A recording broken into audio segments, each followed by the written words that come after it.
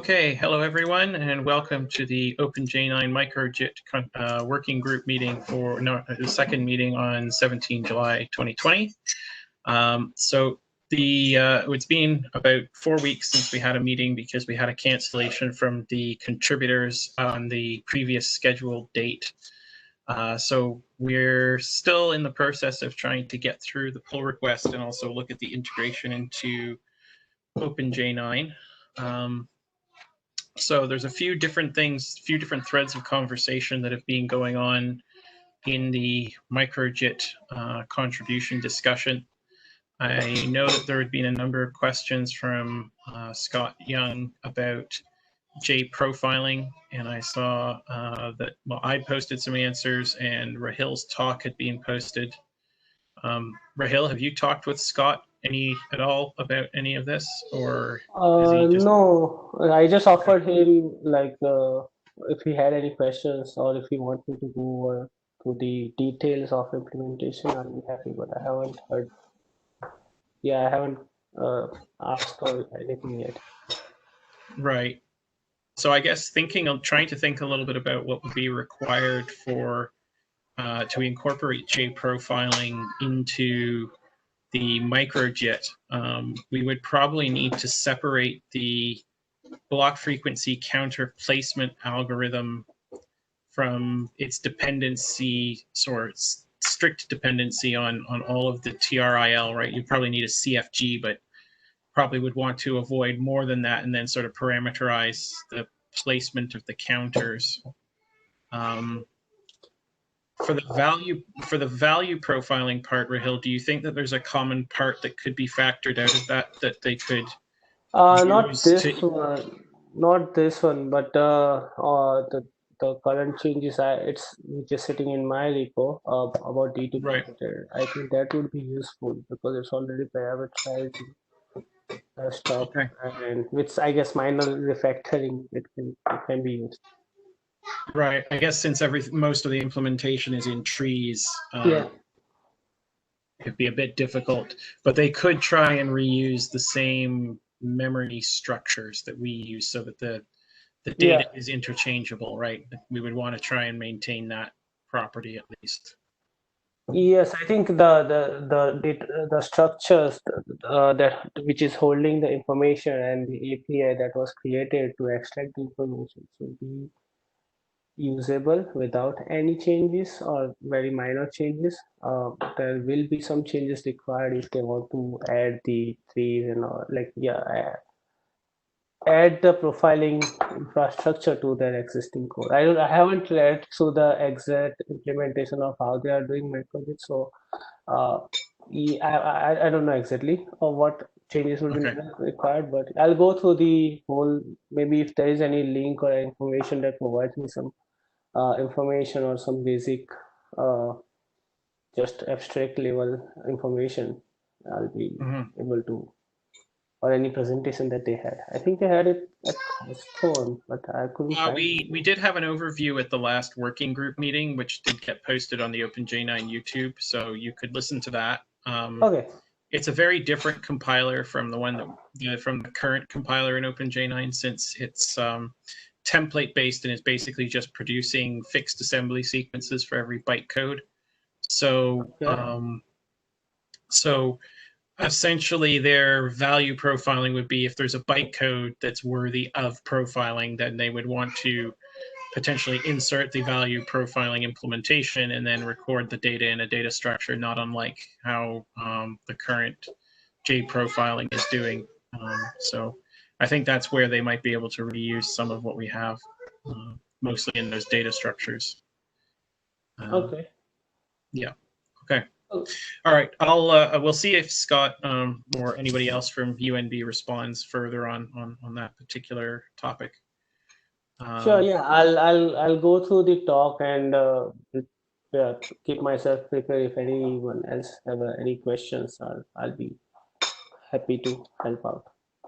Okay. Well, that's great. Thank you, Rahil. Okay, there was a set of questions or a thread of conversation going on about integration into the control logic in regards to whether they would have some kind of GCR body, whether it would be an op level Marius, do you know if that's progressed at all, or what they're looking for from us, or if there's anything we can do to help them in the control aspect of the integration?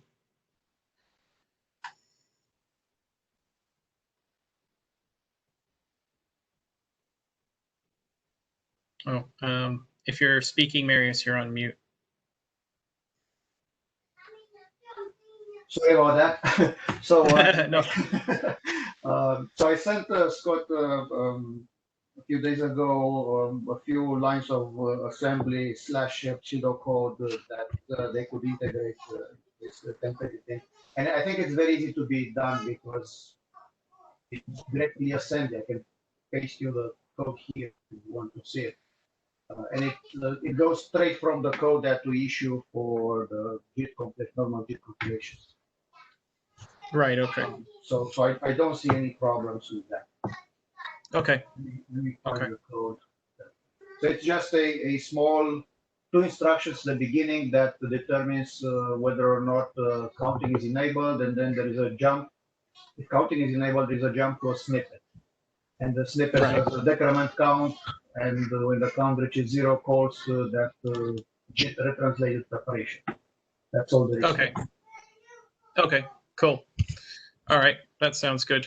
All right, and then I think the other major area where there was some quite serious discussion happening was the linkage integration, and the fact that the current implementation seems to have just sort of hard-coded current sort of JIT private linkage conventions, and with the upcoming changes for Project Valhalla support, where the private linkage is going to need to accommodate flattened value types.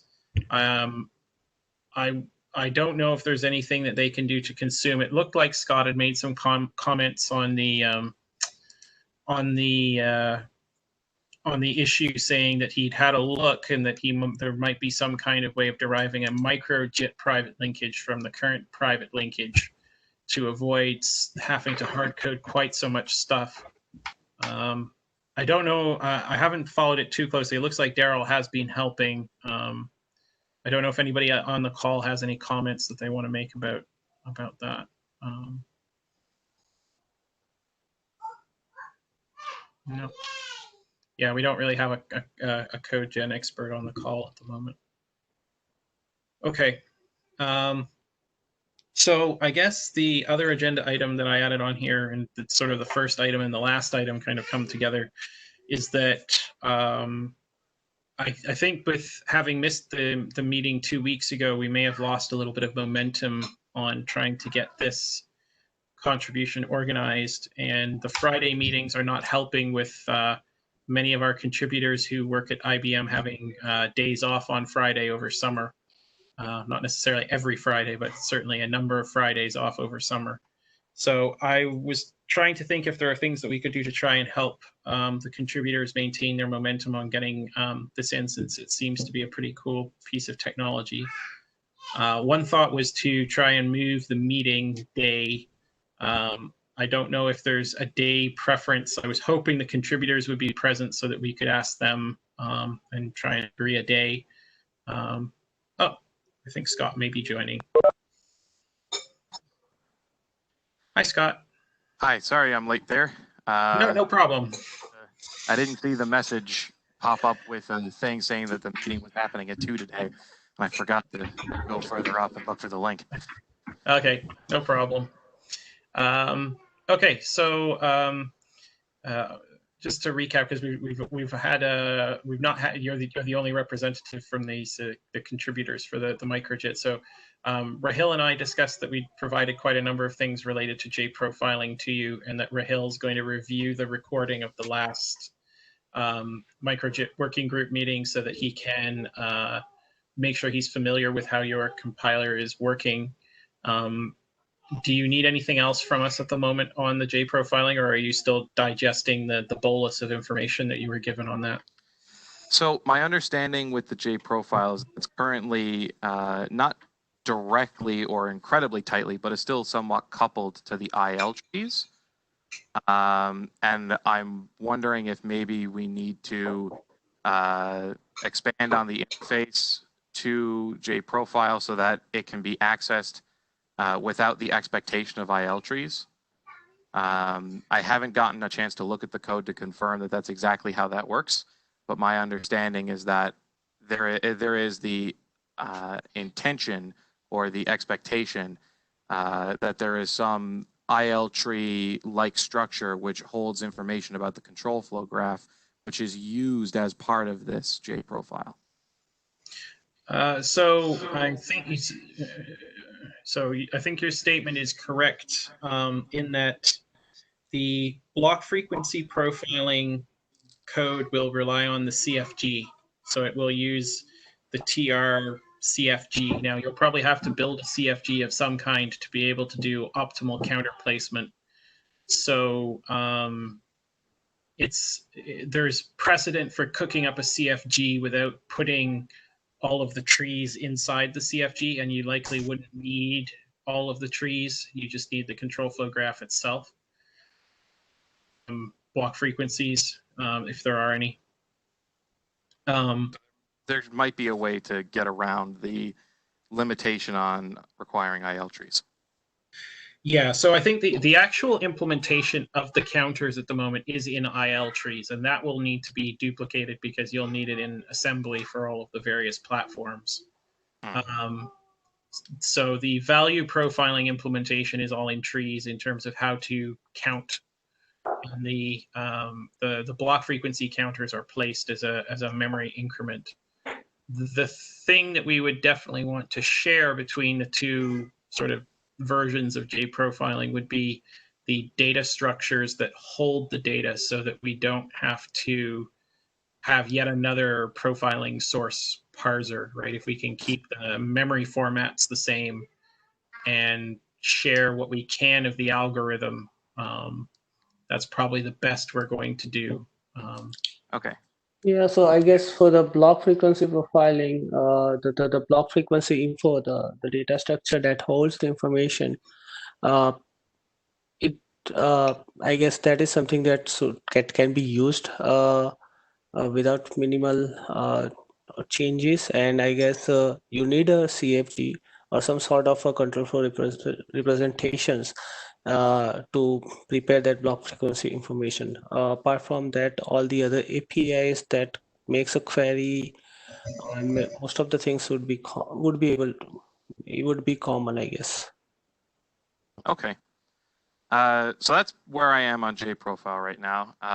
Now, as part of getting the first PR in, there was a lot of talk about removing the extra to field and going towards a recompilation kind of thing using GCR. So yeah, did you receive the email that I sent you? Yeah. Yeah, I saw the email you sent me. I need right now, I guess, in terms of where I'm looking into right now, and I guess some additional pointers to like files or specific methods that I should look at would be helpful. But I'm looking at how do I tell the interpreter or the JVM in general that I am allowing recompilation using this sampling.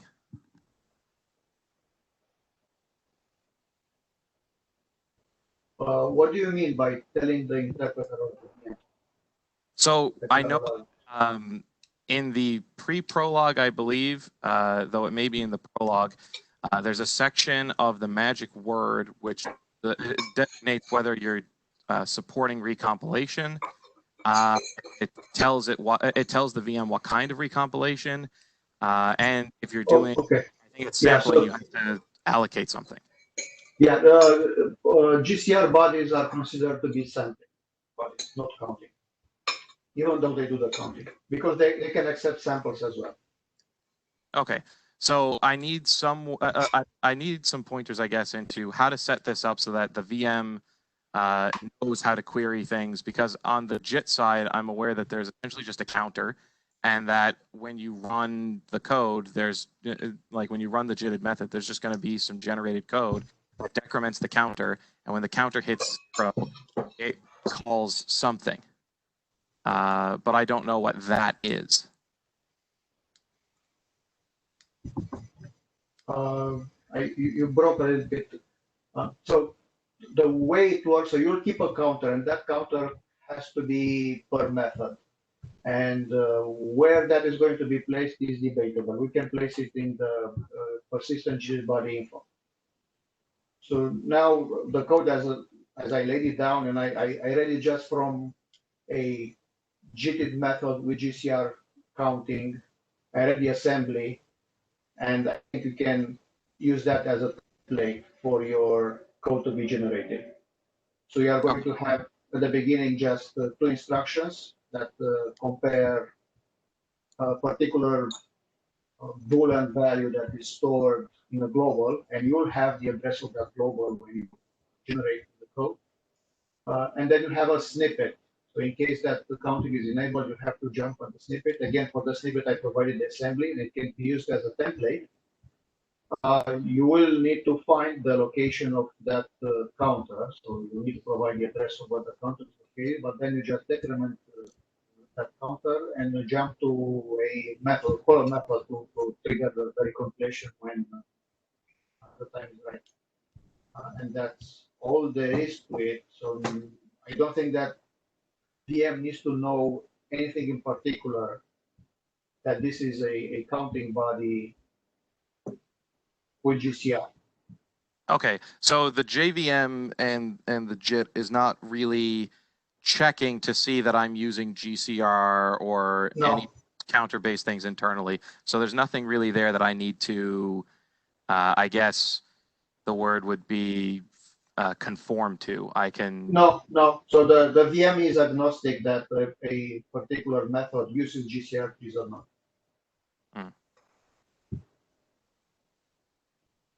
Okay. All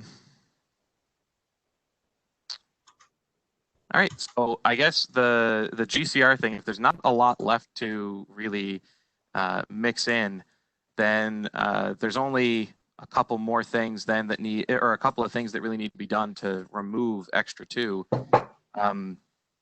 I guess there is one thing that I wanted to also work on as part of that, but right now MicroJIT does not support the idea that it's going to get recompiled and saving something at that pointer. I don't know when I call JIT retranslate with preparation if that's going to correctly set that or patch the code for me so that JIT calls get redirected or not. If that does that for me, then there's nothing else I need to do. But if that is something that... No, so you are talking about the pre-prolog instructions that take care of recompilation in the generic sense. So those will need to be present. Yeah, so like I understand that when we recompile a method, the old method gets patched with essentially a jump to a new method. Yeah, so that code needs to be present. The entire pre-prolog, I don't know what's called pre-prolog and or prolog. I think it's pre-prolog.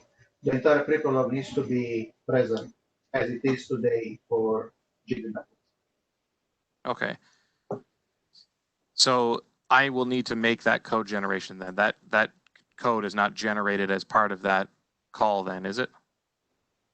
No, that's totally separate. Because as I said, you can have recompilation even through sampling.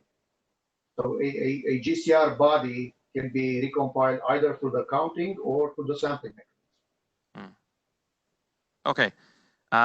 So in that case, I will have to look into how that trampoline is created and make an equivalent one for MicroJIT. Yeah. Agreed. All right. So that's going to be probably the most, by the looks of things, that's going to be the thing that takes the most time is switching this two field over to extra, because when we set up the extra 2 field, we did 2 things. The first was that we assumed we would never recompile this, but because we knew that TR would eventually come along and compile a method, we didn't want to patch the call sites with the JITted address for micro-JITted methods. So in the glue code for static and special on x64, we added extra code to handle whether you were calling a micro-JITted method or a JITted method, with the only real difference being that we would set everything up and just jump to the JITted method for micro-JIT, and we wouldn't do the patching. Yeah, so if you follow the same pre-prolog that we use for the JIT, then there is very little distinction between a micro-JITted method versus a fully JITted method. They could be interchangeable use, right? Yeah. And I think that sort of segues into the third point that I had on the agenda, right? So there's been discussion about the linkage, and there was this discussion here about sort of the shape of the pre-prolog and prolog so that the method sort of conforms. So I guess trying to make sure that we've done, well, that you have what you need to be able to try and reuse where appropriate some of the existing code. I know you looked at the linkage, and there was a comment about I think it was a subclass of the private linkage, perhaps to help you get the linkage without having to hard code it all. Are you needing more help in that area? Are there things that you don't have that you think you do need as part of all of this? So a long time ago, when we were first building this up, we were trying to reuse the private linkage from TR, and it was causing, and I never actually found the solution to fix the problem, but it was causing a problem where it wouldn't let us include the file. Like it wouldn't let us include the header. And when it was causing a number of compile errors, and the only reason we really wanted it was that we could reuse the register naming and all that stuff from the private linkage. Because we couldn't reuse that, we just made it all ourselves, almost a copy, just changing the names of things and using the MJIT namespace, the TR namespace.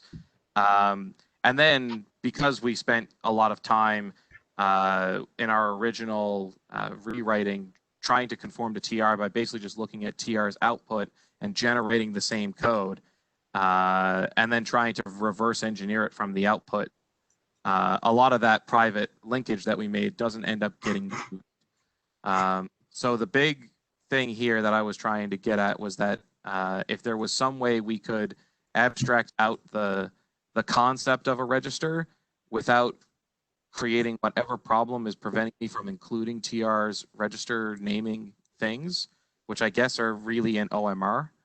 Yeah. And that kind of all falls back into extensible classes, I guess. Yes. So it would be nice to have some generic private linkage that we can conform to with microJIT, where they both share, even using extensible classes, they share, like TR and microJIT would share some of the things like the order that arguments above the number of arguments passed in registers are passed on the stack, whether they're left to right or right to left, those kinds of things. And then if we could get the data on where those things are going to be in some sort of tables that don't make assumptions about IL trees or which compiler is being used, so that we don't have to, because right now the way we're handling allocation is we've hard coded that it's left to right, because that's what it is on x86-64 right now, and we just built our own thing for figuring out which registers the arguments are going to be in and figuring out where on the stack they'll be using tables and a stack of our own. Right. Because I think the major concern is that the linkage, like at the point where we're looking at this, Project Valhalla, I don't know if you're following any of the lightning talks or anything that have been made about that, but it's introduction of user-defined value types into Java. And Yes. one of the things that's going to be happening as part of that is linkage optimization, right? So if you have a value type that fits within a general purpose register and you're going to be passing it to a function, and you don't really want to box it if you can't help it, right? You don't want to have to box it to unbox it on the other side of the call. So there's a desire to do that linkage optimization fairly early in the implementation once the functional bring up is completed. And that, of course, will necessitate changes to the private linkage as part of that, right? Because we'll have to be extending it to be able to figure out which things are where and layouts and all this kind of stuff. So I guess I'm just cognizant that while you guys have sort of reverse engineered what you need, it's going to be quite fragile, and it may be very difficult to keep the implementations in sync, right? Like if there's a difference in the two implementations, then you can end up with bugs where the calling convention is not going to work if we're calling from JITted to MicroJITted or MicroJITted to JITted without sharing some of that implementation. I think is probably the root concern that I have sort of reviewing the pull request. So I think that you make a good point that there's probably parts of the linkage that are too closely coupled to the IL to be directly consumable. But I think that the other problem is that those of us that work on it or know about it are probably a little too close to it to really appreciate where those problems are. So if you were able to share some more details of, like, if you try to include it, what all breaks and what dependencies do we need to break to make it consumable outside of TR, right? Like, we wouldn't necessarily need you to break the dependencies, but I think we need to understand what the dependencies are, because it's not necessarily obvious to us just looking at the code. Okay, so I can prepare something about that next little while. Let me, the next time we meet is going to be 2 weeks from now or a week from now. I think it's 2 weeks, right? So we've had a 2-week frequency. I did have a question on the agenda as to when we wanted the next meeting to be, because I know that we kind of lost a bit of momentum when you unfortunately weren't able to attend 2 weeks ago. And I also know that Friday afternoon may not be the best time. There's with a number of contributors being from IBM. I know IBM has instituted a policy over the summer where people can take several Fridays off over the summer just to enjoy the good weather and relax a little bit. And so that may lower the attendance and visibility on the call. So I wasn't sure if we maybe want to pick a different day. I don't know what schedules for people are like. And I also was open to increasing the frequency if you, as the contributors, felt that it would be beneficial to have more frequent discussions just to drive things along, or if you think the 2-week pace is right for you to be able to consume the things that come out of the meeting, then we can keep it at 2 weeks. So be interested to hear your thoughts on that. So 2 is good for me right now in terms of frequency. I signed up for teaching a course this summer as part of my PhD, and yes. and they gave me a 5-week course, but they gave me a full course over that 5 weeks. So I teach 4 times a week. Wow. And that's on top of a 2.5-hour lab. Wow. So and this is my first course, so I'm also a little bit trying to get caught up on how to quickly offer a course, and it's also being taught by distance for the first time by anybody. So I'm currently pre-recording lectures to try and keep myself productive on MicroJIT during the week. Right. So one of the things that was nice about a Friday, but I understand it's not going to be good going forward, is that my lectures are Monday through Thursday and my lab is Wednesday. Right. Okay. All right. So not Wednesday. Definitely so Wednesday, not Wednesday. Yeah, Wednesday is a bad day. Okay. Thursday is good. We have stand-ups on Monday, Wednesday, and Friday. And our weekly meeting for MicroJIT is usually on Wednesday as well. Now my lab for the next 2 weeks, my lab conflicts with my Wednesday stand-up and meeting. So having a MicroJIT meeting every 2 weeks on like a Thursday would probably be very good. Okay. So if we want to use a Friday Thursday afternoon, yeah, if we wanted to use a Thursday afternoon, I would suggest 3:30 Eastern if that worked, because there's an alternate week OMR architecture meeting that runs for an hour, potentially up to an hour and a half, ending at 3:30. So if we took the slot right after, that would mean that people are kind of around at the same time. So 3:30 in 2 weeks on the Thursday. So that would make it what, 30th, July 30th at 3:30. Would that work for people? July 30th at 3:30 is 3:30 Eastern. Yeah, so that'd be 4:30 for me. That's pretty good. Okay. Yeah. Works for me as well. Okay, great. All right. All right. So very quickly, one of the things that I noticed, just going back, because it's been a long time since I looked at the private linkage. So the private linkage has a linkage properties thing, which is the thing that we copied was the properties, not the full linkage. Right. And that was the thing that when I tried to include, I was just getting errors about TR, real register, regnum. Okay.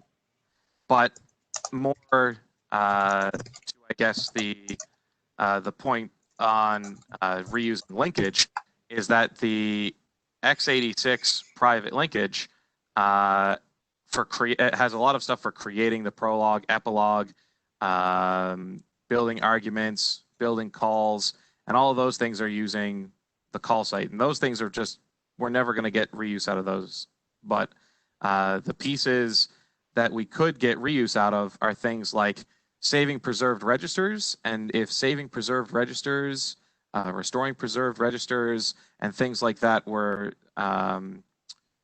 possibly an interface that didn't necessarily require a TR instruction cursor, and if there was some way to make that kind of at a generic level unaware of TR, and at the specific level of TR aware of TR and how to call it from TR, and then anything about ordering that's queried from the properties, which is a member of that class.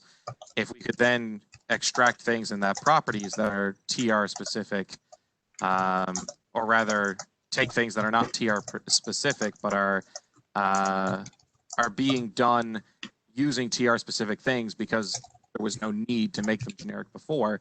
If we could make them generic, that would also be useful. Things like returning a TR real register number instead of making an index that can somehow be used into a table to get a TR real register number. I know from messing around with the Stack Atlas that there is some way to turn an index into a real register's register number. Maybe if we recycled that here, we could have things like method, metadata register, frame pointer register, stuff like that saved. And then things that are related to getting the direction, getting the number of parameter slots, or getting the parameter slot size, stuff like that could be reusable from a generic perspective because those things aren't calling TR specific things.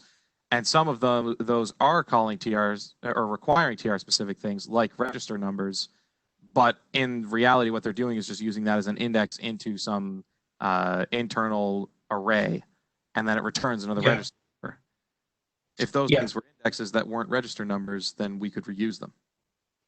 Yeah. So okay. So what I'll do is I'll take it to go and have a chat with Daryl Meyer. So Daryl has a very long history on the compiler technology, and in past lives inside IBM before all the open sourcing, was involved in the x86 code gen. So he's very familiar with a lot of that design. So I'll take it to go and have a chat with him, see what his thoughts are around this, and then maybe we can start to look to see if there's a way that we could, even if we don't change the API necessarily that TR is calling, if we could pull some of the TR specific stuff up and then comment out the core piece that you want, so and provide a second API into it where you can just go in directly with the number that you want or whatever, then maybe that would be a way to sort of reduce some of the duplication.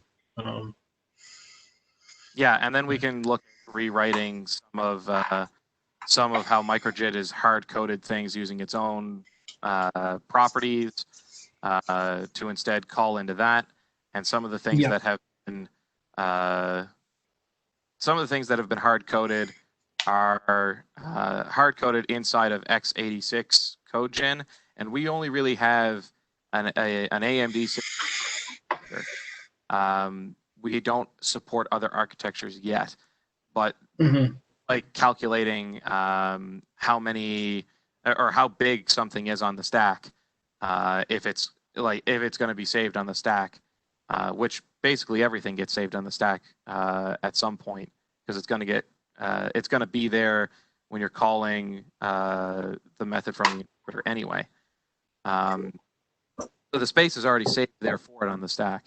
But those kinds of things are somewhat architecture independent in that they care about whether you're reading left to right versus right to left, but the sizes are based on slots, which is all JVM spec specific. Although we did find one thing, and I'm sure this is not news to anyone on the CodeGen team, but for some reason, TR makes the last long argument, whether it's in the last argument position or not, it only ends up taking one slot on the stack when it's being saved on the stack, rather than two slots. So there's some things like that could be, I don't know if those things are architecture specific or not. They're just things I bumped into working on AMD 64. About this discussion on one of the channel between Dan and Philip some time ago. I'll try to find it, but yeah, I heard about this long taking one slot instead of two, something like that. Yeah. But I think if we do this exercise on the x86 code gen, while each of the code gens is somewhat unique and independent at the moment, it would at least provide a pathway for how to go about trying to get some of the other platforms linkages when you get around to wanting to try and generate assembly for those other platforms. So I think while it's a time investment now, it's not, I don't think it's a waste of effort, since it will help both the maintainability and the ability of people to understand the two code bases without having to learn two completely different sets of how to implement the same linkage. And it will make it easier to port it and easier to make sure that the MicroJIT keeps in sync with what the what happens in the main compiler as new language features and stuff are added. So I think this is in it, like, while the control is certainly complex and is important for getting it integrated so it'll run, I think this is an important part of the maintainability and consumption story, so that the project can help maintain this as part of ongoing development, rather than it sort of having to be its own special child for a long time. I agree completely. I would love to see when this is pulled in that it's as much as possible where it shares architecture or shares features with TR, that the pieces of those things that are specific to the compilers are somehow in subclasses or are maybe supplied as an argument, like an interface through an interface or something, so that excuse me, things can be done at a high level generically, and when someone changes something in either code base, it necessitates where it would cause a conflict between the two compilers. It would necessitate a change at the general level, which would require that they invested time looking at the other level, or having an issue to have someone else look at it. Yeah, okay. I think we're both on the same page as far as that's concerned. So that's really great. I'll try and have a chat with Daryl and see what extra insights he can share, and we can maybe just, I don't know if we'll do it on the Slack channel or something, but we'll try and continue this discussion about the linkage properties and things and see what we can figure out about disentangling that, to see if we can find a way to make it easier for you to consume that, since I think that's probably the first step in reducing the duplication between the code gens. All right. Okay. Perfect. All right. So I'll take that as a to-do. So we've set the time for the next meeting. Were there any other items that people wanted to discuss on the call today? No. I think we do need, it's probably a little premature now, but we do need to remember to try and include the test team once we're a little bit close, the people who run a lot of the testing. So like Shelley Lambert and Lynn, to discuss how this will get tested after it's contributed so it doesn't rot. It's probably a little premature to have that discussion just yet, since we're still refining how it's going to integrate, but I think we need to remember to start having that conversation fairly soon so that we can get enough coverage on it, because I would hate to see something this cool get delivered and then rot from a lack of attention from the main community. So it's not on the public GitHubs, but we do have on the enterprise GitHub a test suite that we're using internally to prevent ourselves from breaking things as we add support for more bytecodes, and for testing any of these architectural integration changes to make sure that stuff still all works when we run it. okay. And so what we've done is essentially we have a JUnit test suite, and then inside that we have a number of methods, and we're using a limit file to limit compilation to specific methods. And then we're trying to, as we add support for a bytecode, we're creating Java methods that cause that bytecode to be emitted. And then that's how we're testing that these things are working as intended. A little, more than a little bit of that is paper thin. We're doing right now, we're adding support for some of the floating point arithmetic functions. And internally, we did there was a pull request for adding support for those, and we had methods and test methods added that passed. But the last instruction in the arithmetic before the return was the various floating point arithmetic, and we were using XMM0 as the destination register for that arithmetic. But then there was a bug in the return where when under a floating point type return, it was being stored in RAX, but the tests passed because the last place to store the result was the correct register by happenstance. Right. We don't have really rigorous testing like I would like to have at this moment, but we are doing something right now to try and prevent ourselves from breaking things and finding bugs. Stuff does break. Okay, that's awesome. I mean, once we're closer to the point of merging, we might discuss and see if there's any of that would be worth contributing into one of the test buckets somewhere, just to make sure that the MicroJIT is exercised regularly, just to make sure that if anybody doesn't make a change that would affect any of the components that the MicroJIT depends on, that we'll see test failures and things, so that people know that they need to go and investigate it and fix it rather than letting it rot. So, and then as we find bugs, and then as we find bugs that in MicroJIT, we can add methods with the intention of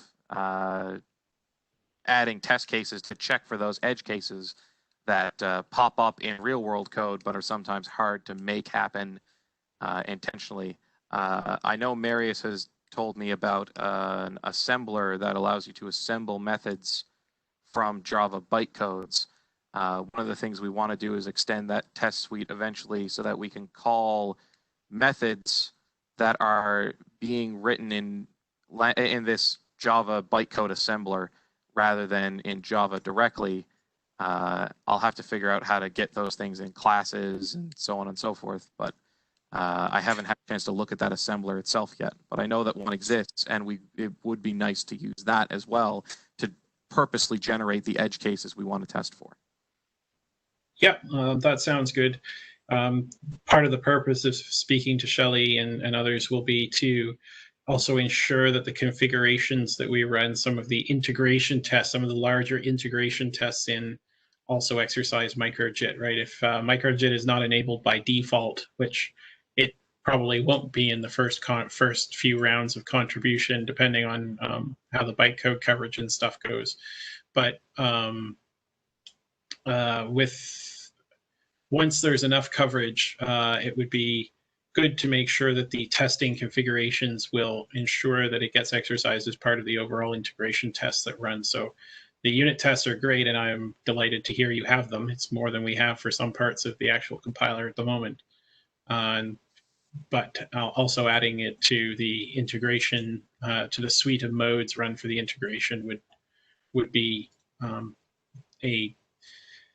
a good point of validation that the technology is maturing, and also that to make sure that people know if they've broken it. So it sounds like we're on a good trajectory there, and we should just work through the technical issues on getting this first one merged. But I just thought I'd call it out as another activity we'll need to engage in, and probably later in the summer.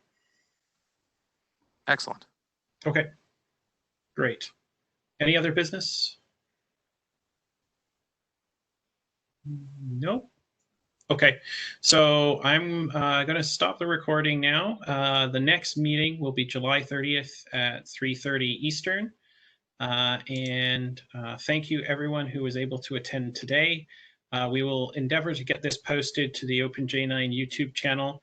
I suspect it will be a little bit of a delay. Dan Hidenga, who manages that channel, is away on vacation at the moment, so I may have to wait for his return before I can get it posted. But I will get it up there as soon as I can, and we will reconvene in just under 2 weeks to have the next meeting. So thank you, everyone. Thank you very much. Thank you.